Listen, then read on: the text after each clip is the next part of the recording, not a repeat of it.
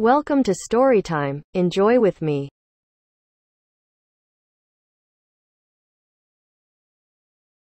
The Enchanted Horse by Victoria Bradshaw.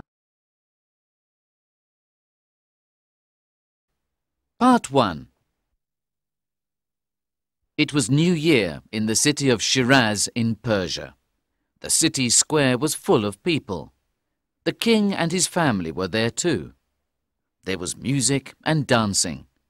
There were fire-eaters and snake-charmers. And of course, there was a lot of delicious food and drink. Suddenly, an Indian man appeared in front of the king. He had a beautiful horse with him. It was made of black wood. The Indian spoke to the king. Your Majesty, this is a very special horse. Really? Said the king. Why is it special? What can it do? It can fly, Your Majesty. When I press this little button on its neck, it flies up into the air and takes me where I want to go. Your horse is certainly a very special horse, said the king. I'd like to have it for myself. I'll sell it to you, Your Majesty.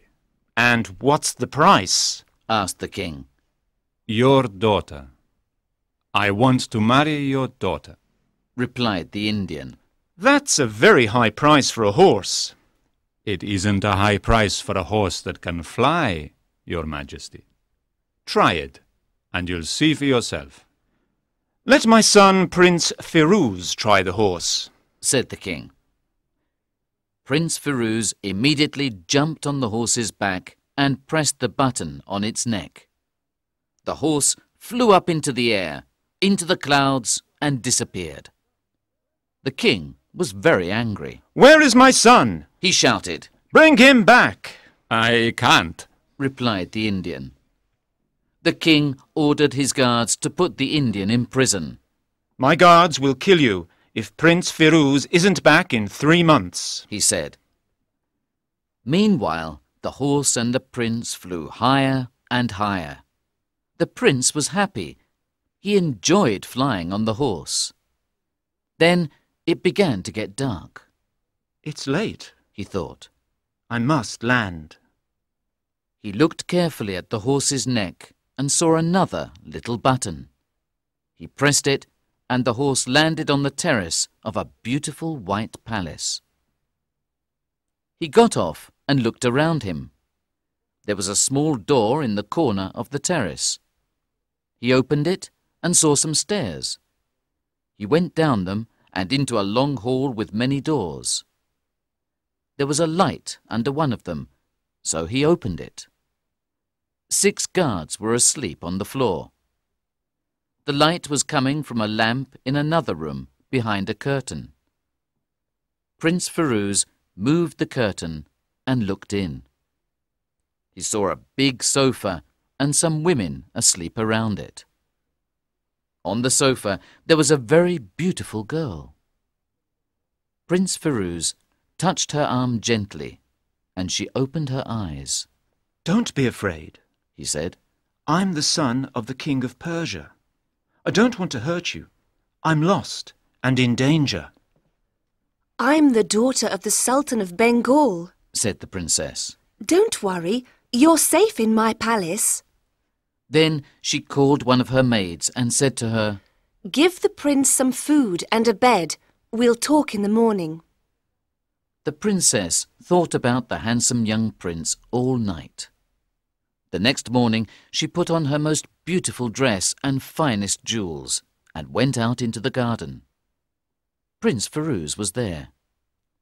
He told her his story. Dear princess, I must return home to my father, he said. He doesn't know that I'm here. The princess was sad when she heard this. Can't you stay for just 2 more days? She asked. I'm lonely here. My maids and the palace guards are my only companions. The prince looked at the sad face of the beautiful princess of Bengal and decided to stay.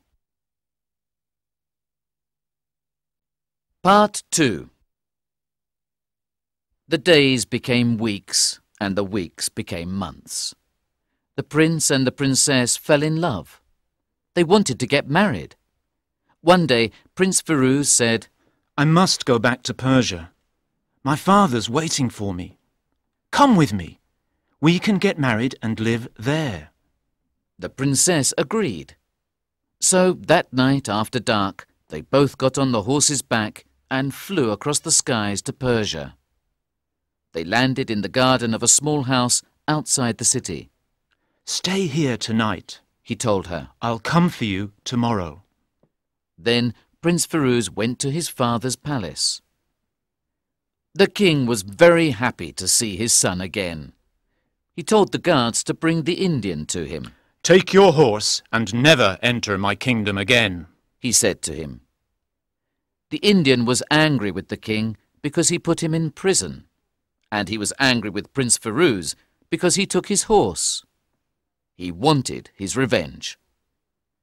The palace guards told the Indian that his horse was in a house outside the city, so he went there the next day. A servant answered the door. The Indian said, The prince is waiting for the princess. She must come with me to the palace. A few moments later, the princess was on the horse behind the Indian. They flew up into the air and in the direction of the palace. The prince and the king looked up and saw them. But the horse didn't land there. It flew over the palace and disappeared. The prince was afraid. The princess is in danger. I must go and look for her immediately, He said to his father. The horse took the Indian and the princess to India. It landed in a forest near the Sultan of Kashmir's palace. The princess started shouting for help. The Sultan was hunting in the forest that day, and he heard her. Perhaps that girl is in danger, He thought. I must go and save her. When he saw the Indian, he pulled out his sword and killed him. Then he put the princess on his horse and they rode back to his palace. Early the next morning, the princess heard a lot of noise outside her room. What's that noise? She asked a maid. The servants are preparing for your wedding. Tomorrow you will marry the Sultan. She said. The princess was horrified. I must do something. She thought. I can't marry the Sultan. I don't love him. She started shouting and crying and pulling her hair. The maid was afraid. She went to the Sultan and said, The princess is ill. She can't marry you tomorrow. Look after her, he said. and we'll get married when she's better. But weeks and months passed. Many doctors came to see the princess, but she didn't get better. Then, one day, a young doctor from Persia arrived at the palace gate. It was Prince Firouz. The princess was very happy to see him. We must escape, The prince told her. and I have a plan. But first, you must stop crying and smile at the Sultan.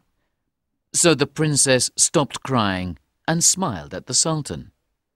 He was very happy. You are a very good doctor. He said to Prince Firouz. The princess is well now. You can go home. She isn't completely well. The prince said. The enchanted horse put a magic spell on her. Bring the horse and the princess to the square this afternoon, and I'll take away the spell. Tell all the people in the town to come and watch. At 4 o'clock that afternoon, the city square was full of people. The Sultan and the princess were there too. When the guards brought the horse, Prince Firouz made 4 fires around it. He said some strange words and threw some powder into the fires. Suddenly, there was a lot of smoke. It was impossible to see anything. At that moment, Prince Firouz and the princess jumped on the horse's back and the horse flew up into the air. Soon they arrived at the king's palace in Shiraz. The king and his people were very happy to see them. The next day, the prince and the princess got married, and they lived happily for the rest of their lives.